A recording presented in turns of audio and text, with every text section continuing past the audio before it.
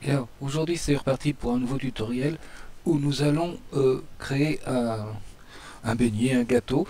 L'intérêt de ce tutoriel, c'est de voir comment, en partant d'une forme ronde banale, comment créer du volume, des ombres et un effet sympathique et appétissant pour notre gâteau. Voilà. Bon, je vais commencer par un nouveau fichier. Je vais prendre un fichier de style film vidéo pour avoir la taille de 1050 par 576. Ok. Je vais virer les extras. Voilà. Et nous allons commencer par faire une forme, une ellipse parfaite. Et pour l'avoir à la dimension que je veux, je vais cliquer sur clic droit de la souris et je vais taper 500 pixels par 500 pixels à partir du centre. Ok.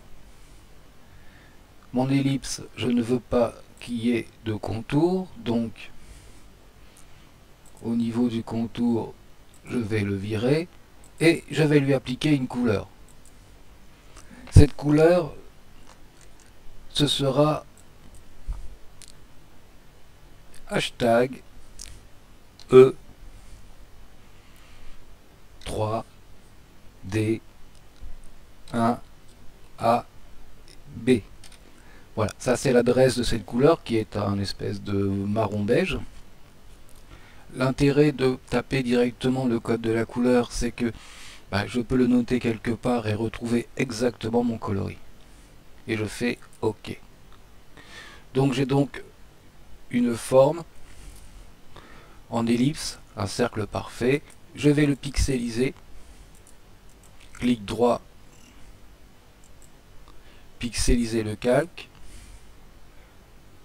Et je vais créer une autre ellipse pour faire le trou au milieu. Donc je vais revenir sur mon outil ellipse en n'ayant aucun calque ici ouvert. Toujours clic et je vais lui mettre une taille de 200 par exemple par 200. Je vais faire OK et je vais lui mettre une couleur rouge et pas de contour. Voilà. Ça va me permettre de pouvoir faire mon trou dans mon beignet. Je vais le pixeliser et maintenant je vais centrer tout mon travail. Pour que tout soit centré, je vais leur faire CTRL A, commande A sur Mac. Je sélectionne mon ellipse beige, je vais dans l'outil de déplacement et je centre à partir d'ici, ici et ici. Voilà, cette ellipse est centrée. Je vais faire la même chose pour mon ellipse rouge. Voilà, tout est centré. Je peux faire sélection, désélectionner ou CTRL D. Voilà. Maintenant, je vais creuser mon trou dans mon beignet. Je vais donc sélectionner l'ellipse rouge. Avec ma baguette magique, je vais sélectionner la couleur rouge. Vu qu'elle est unie, ça ne nous pose pas de problème. Je vais sur ellipse, celle qui est beige, et je fais supprime. Si j'enlève l'œil sur mon ellipse, j'ai bien creusé mon trou. Je peux désélectionner et virer ce calque dont on n'aura plus besoin, c'est-à-dire l'ellipse rouge. OK. Maintenant, nous allons copier 4 fois, enfin 3 fois cette ellipse. 1, 2 et 3 fois, ce qui nous fait 4 calques. Le premier, je vais le nommer 1. Le second 2, le troisième 3 bien sûr, et le quatrième 4. Voilà. Je vais pour l'instant enlever les yeux sur les 3 calques du dessus et conserver mon premier calque. Et je vais lui appliquer tout de suite un biseautage. Alors, soit je vais dans calque, style de calque, soit je vais ici, ou tout simplement je double-clique sur l'icône du calque et ça m'ouvre les styles de calque. Donc biseautage, estampage, nous avons dit. Voilà. Et nous allons appliquer tout de suite un certain nombre de réglages. Biseau interne, lisse, opacité, profondeur 100%. Haut, on va laisser ça. Ici, on va mettre 65 pixels dans la taille. Vous voyez déjà que la forme du beignet apparaît. Et 16 pour le flou. Ensuite, l'angle, nous allons le mettre à 120. Utiliser l'éclairage global. 30 degrés d'altitude. On ne met pas le lissé. On laisse en superposition à 75% la couleur blanche. Par contre, ici, on va changer de couleur. À la place du noir, on va cliquer dessus et lui appliquer la couleur suivante, dont l'adresse est A98 F59. Et nous allons la laisser à 75%. Maintenant, nous allons faire une ombre portée. Donc, oui, je réponds OK pour ma couleur. Ombre portée, je coche ombre portée et je clique dessus. Le piège, c'est de travailler alors qu'on n'a pas sélectionné ici en bleu ombre portée. Donc, ombre portée, nous allons y mettre les choses suivantes. Nous sommes en produit pour le mode de fusion. Nous allons garder la couleur noire.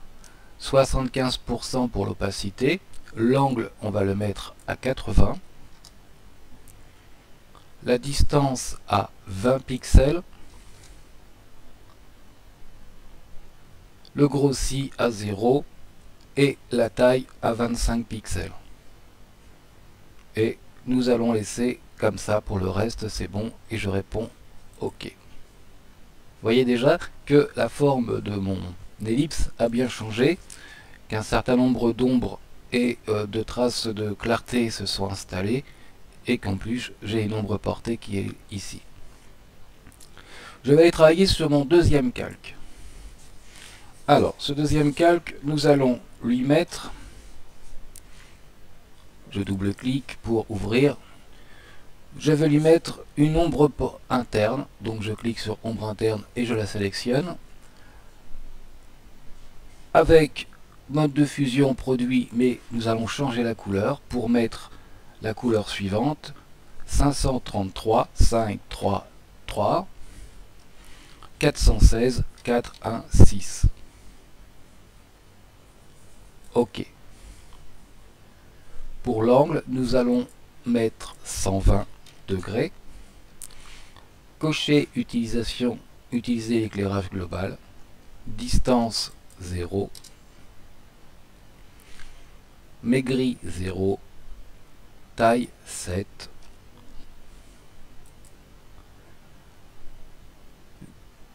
Lissé ne sera pas coché et bruit sera à 0. OK. Maintenant, nous allons mettre de la lueur interne. Donc, lueur interne, pour le mode de fusion, nous allons prendre produit. Pour l'opacité, nous allons prendre 85, pas de bruit. Nous allons faire un dégradé. Donc, je clique sur dégradé et je clique sur cette icône là, enfin, là où on voit le dégradé qui pour l'instant est un dégradé de blanc. Voilà. Et je vais lui appliquer le dégradé suivant. Je vais cliquer sur la première flèche ici et je vais changer la couleur en allant ici. Cette couleur, je vais lui donner une adresse D17 à 34. Je réponds OK. Sa position est à 0%, c'est-à-dire au tout début. Et son opacité, si je clique ici, son opacité est à 100% aussi. Si je clique ici, c'est ici. Voilà. Je vois qu'ici, l'opacité est à 100% sur la flèche du dessus. alors qu'ici, vous voyez qu'elle sera à 0%. D'ailleurs, on voit bien de la couleur est ici et de la transparence de ce côté-là.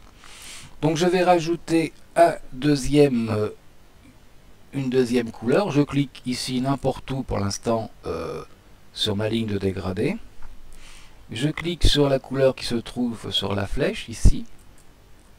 J'obtiens donc une couleur ici sur laquelle je vais cliquer et je vais lui mettre l'adresse suivante ECD8AD.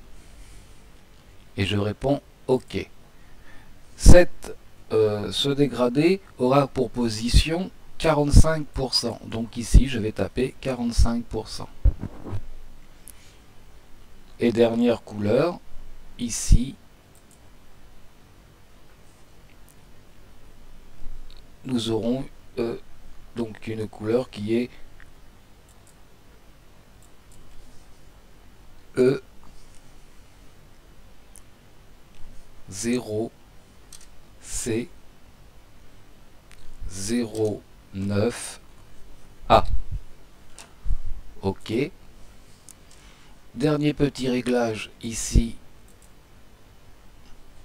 sur l'opacité de ma couleur qui se trouvait à 45%.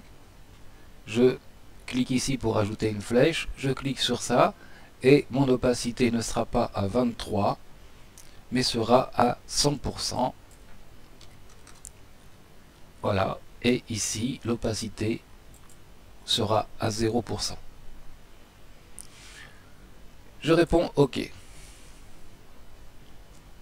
Voilà, ce sera tout pour ce calque-là. On s'aperçoit qu'en fin de compte, on n'a plus du tout d'effet de volume, mais ça va s'arranger parce que nous allons mettre ce calque en calque d'écrêtage.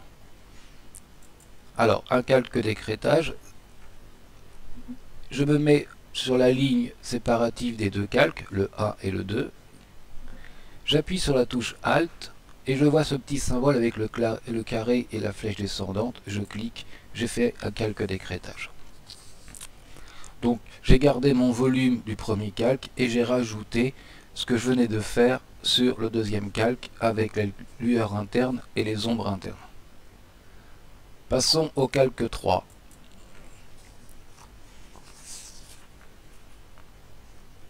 Alors, au calque 3, je vais faire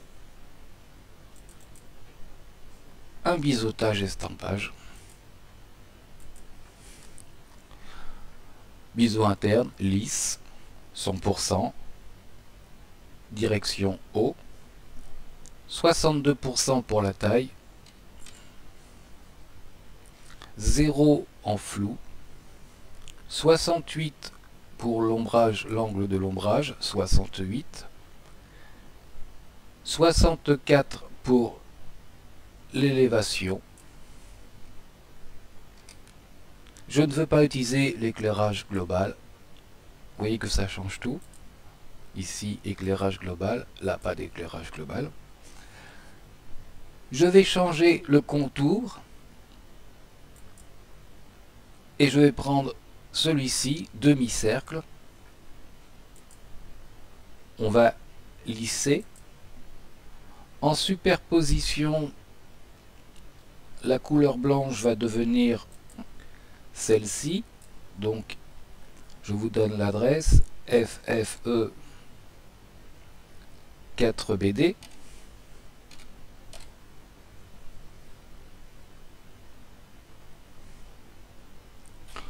OK. Et je vais mettre dans les tons foncés, je vais mettre l'opacité à 0. Ensuite, je vais faire une texture pour donner un petit peu de craquelé à mon beignet. Donc, la texture. Les textures, on en a un certain nombre ici d'installés. On peut aller en chercher d'autres sur le net. Hein. Vous voyez que en fonction des choses que je vais mettre ici, j'aurai des structures un petit peu différentes, des textures un petit peu différentes. Nous allons prendre celle-ci ou celle-ci, granit gris. Voilà, granit gris, c'est très bien. Et nous allons peut-être régler un petit peu le relief pour que ce soit un peu moins fort. Voilà. À plus 18%, c'est pas mal. OK. Eh bien, ce sera tout pour ce calque-là. Je vais répondre OK. Et ce calque-là, je vais le mettre en mode de fusion produit. Vous voyez que je commence à obtenir des choses sympathiques. Reste maintenant le dernier calque, le 4. Je double-clique sur son icône, j'ouvre ceci, donc le style de calque. Nous allons aller dans le biseautage estampage.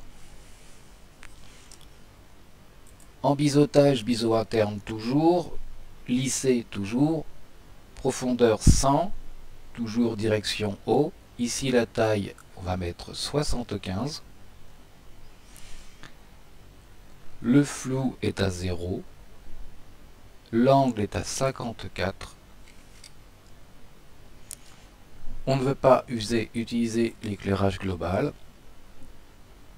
L'élévation est à 42.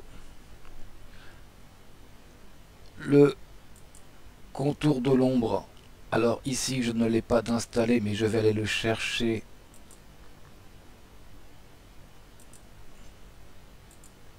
Voilà, non, je crois que j'ai mis le même.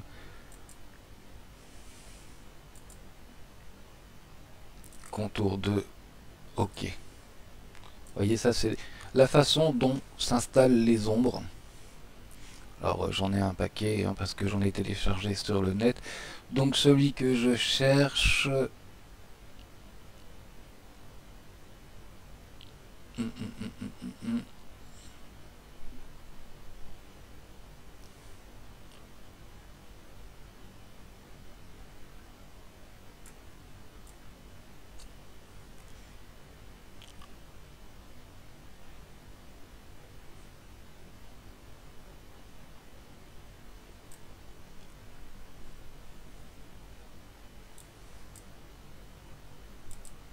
Non, non, non. Vous voyez que ça donne des choses tout à fait différentes à chaque fois.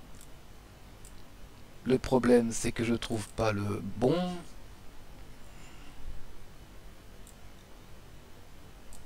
Faire une petite pause. Voilà, j'ai réinitialisé un petit peu tout ça. Donc, c'est celui-ci que je cherche. Alors, si l'on place la souris sous cette forme, voilà, on a logarithme. OK. Dernière chose, on va mettre l'opacité produit noir à 0%. Voilà. Ensuite, nous allons passer dans contour.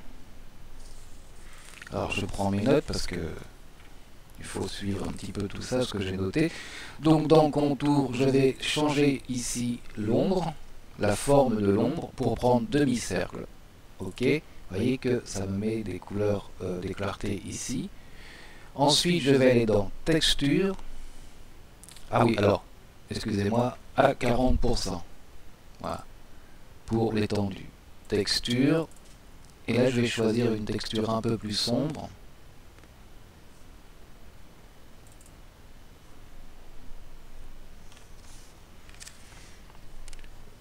Et je réponds OK. Et je vais remettre ce calque 4 donc en produit. Voilà. Nous avons notre beignet. Dans cette texture, on va peut-être descendre un peu la texture qui me semble un peu forte. Voilà, OK. Petit réglage.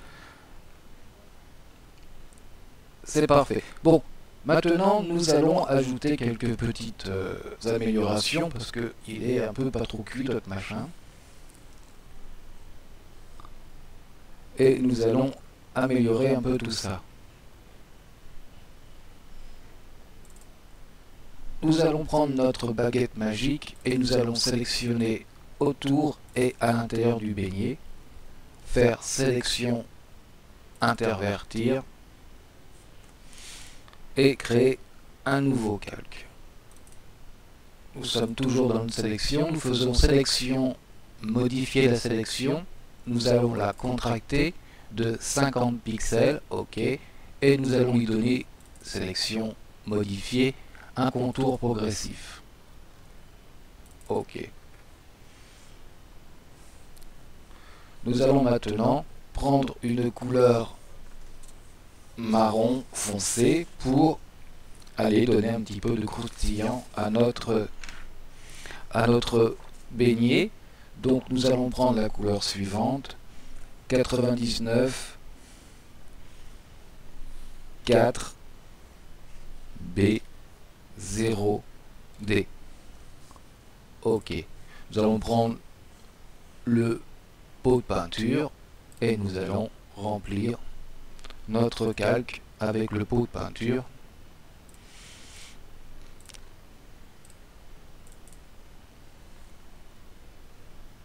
Et nous allons désélectionner. Voilà.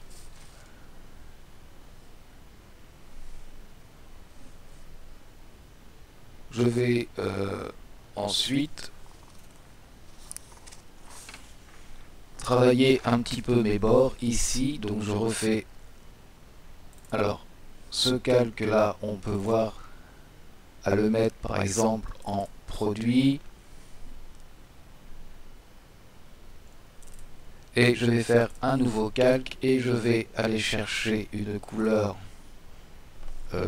assez pâle, c'est-à-dire on va prendre E4C 8A0 par exemple.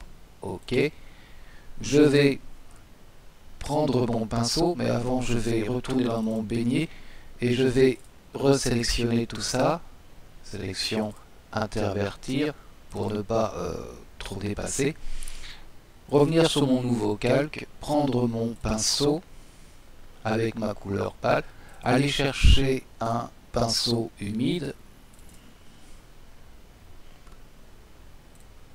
voilà, mettre le mode en incrustation et je vais peindre ici pour avoir un peu de clarté. Alors, je fais ça comme un cochon, excusez-moi. Effacer, édition. Aller vers l'arrière. Ah. Aller vers l'arrière et aller vers l'arrière. Bon. Je vais plutôt être sur les bords ici pour donner un petit peu. Ah. Décidément, un du pinceau.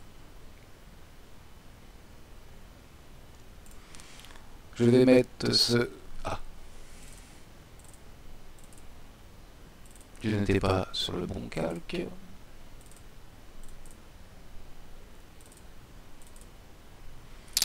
Voilà. Voilà, voilà qui est mieux. Je vais donner comme ça un petit peu de clarté sur les bords. On peut, en réduisant l'opacité un petit peu, en donner sur les côtés. Voilà.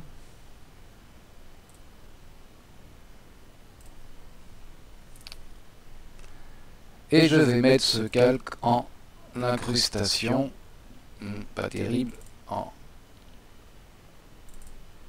produit, voilà, par exemple. Ou en superposition, en réduisant un petit peu son opacité pour pas que ce soit trop fort. Je peux les sélectionner. Je vais maintenant mettre mes grains de sucre. Alors pour ça, je vais retourner ici sur et je vais taper X pour avoir la couleur blanche.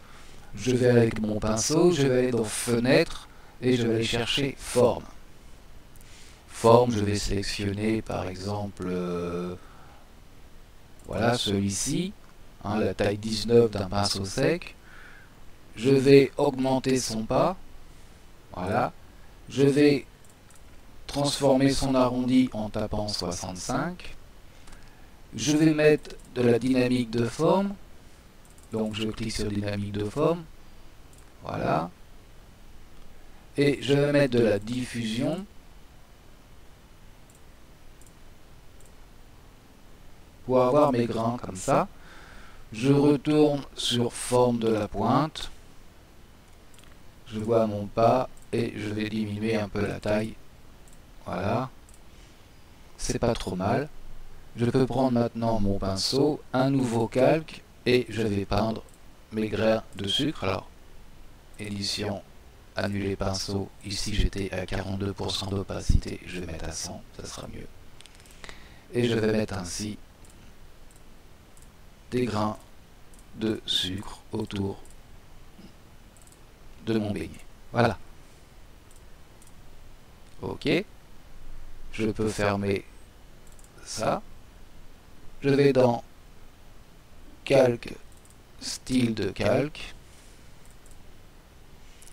Et je vais mettre style de calque et je vais chercher une ombre portée pour faire ressortir davantage mes grains de sucre. Ok.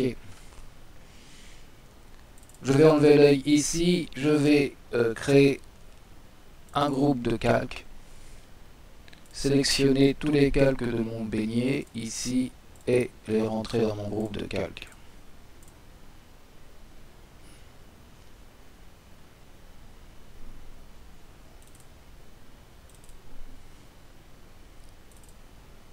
Voilà. Ainsi, je peux aller chercher des modes de réglage, comme la luminosité et le contraste, et les appliquer à l'ensemble de mon beignet pour faire régler en fonction de ce que je veux comme résultat, plus chaud, moins chaud. Ok. Et ça s'appliquera à tous les calques du groupe de calques.